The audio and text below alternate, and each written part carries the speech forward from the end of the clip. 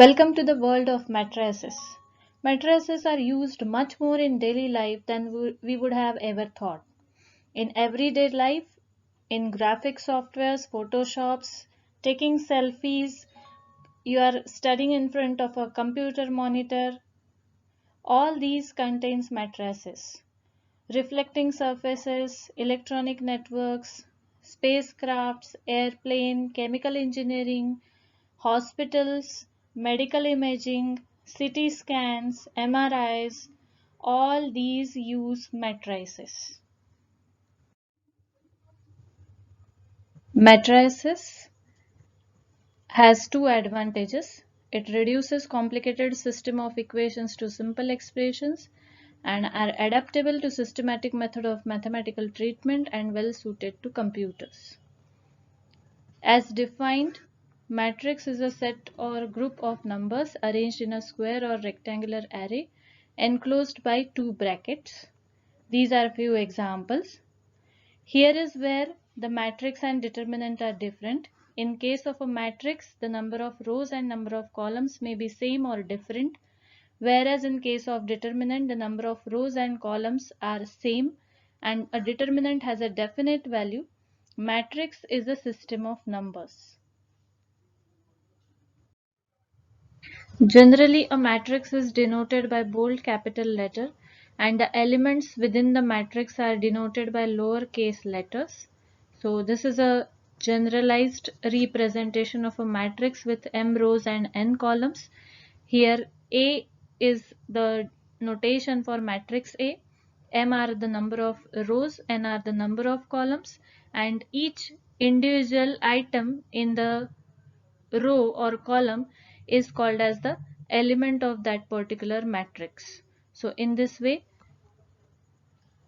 I goes from 1 to m and j goes from 1 to n. So I represents the row and j represents the column here. Any matrix has specified number of rows and specified number of columns. The two numbers, that is rows and columns, describe the dimensions or size of the matrix. For example, in this particular matrix, we have 3 rows, 3 columns. So dimension of the matrix is 3 by 3. Here we have 2 rows, 4 columns. So dimension is 2 by 4. And here 1 row and 2 columns. So dimension is 1 by 2. Let us now see different types of matrices. First of all, a column matrix. A matrix having a single column is a column matrix. Number of rows may be any. These are the few examples, and the third one is the generalized form. On the same lines, row matrix is defined as the matrix having single row, and these are the examples. For a rectangular matrix, it is defined as the number of rows and number of columns are not equal. These are the two examples of rectangular matrix. Here we have 2 columns in the first example with 4 rows, and in the second example we have 2 rows and 1, 2, 3, 4, 5 columns. Then a matrix in which number of rows and number of columns are equal is said to be a square matrix. The first one is 2 by 2 matrix having 2 rows, 2 columns, and the second one is 3 by 3 matrix having 3 rows, 3 columns. A square matrix whose non-diagonal elements are 0 is called a diagonal matrix. The elements which are non-zero are called the diagonal elements, and the line on which they lie is called the main diagonal.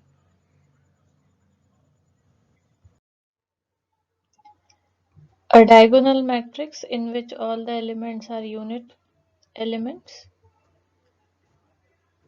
like in these examples, every aij is equal to 1 for I equal to j, and aij equal to 0 for I not equal to j, is an unit matrix or also called as identity matrix. When all the elements of a matrix are 0, it is called as null matrix. Also, you can say zero matrix. Next is a triangular matrix, a square matrix whose elements above and below the main diagonal are all zero is a triangular matrix. Such matrices we will be studying and will be using it for further topics of matrices. So these are the two types of triangular matrix. One in which the elements above the diagonals are zero, and another in which elements below the diagonal are zero. Whenever in a square matrix the elements below the main diagonal are all zero, then it is the upper triangular matrix. Here are some examples wherein the elements below the diagonal are all zero. Also, when the elements above the main diagonal are zero, it is called as lower triangular matrix, and these are the examples. Another type of a diagonal matrix wherein all the elements of the main diagonal are equal is called as the scalar matrix. Here in the examples you can see all the diagonal elements are same, and such matrices are called as scalar matrices.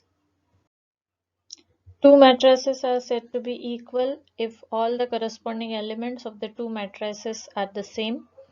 So here A is the matrix and B is another matrix wherein every corresponding element of A and B are equal, and therefore the two matrices A and B are said to be equal. Then these are two properties of equality, where if first matrix is equal to the second, then the second is equal to the first. And this we all know in terms of equation, which is also true for matrices, that if A equal to B, B equal to C, then A is equal to C. That means all the three matrices A, B, C are equal. So here if A is represented with A11, A12, A13 and so on up to A33, and B is B11, B12, B13 so on up to B33, then if A equal to B, then every element Aij is equal to the element Bij of the second matrix. Next is transpose of a matrix. We all know that for a matrix, the transpose is given by interchanging the rows and columns of the given matrix. Can be easily illustrated with the example A having 2 rows, 3 columns. When rows and columns are interchanged, the row 247 gets converted to column 247. The row 531 gets converted to the column 531, and hence A transpose has the dimensions 3 rows and 2 columns. Symmetric matrices, a matrix and its transpose, if they are equal, then the matrix is a symmetric matrix. Here is an example of the symmetric matrix. With this we have seen different types of matrices. Many more are there, but what we require importantly are these types. So revise it once again to understand further topics of matrices clearly.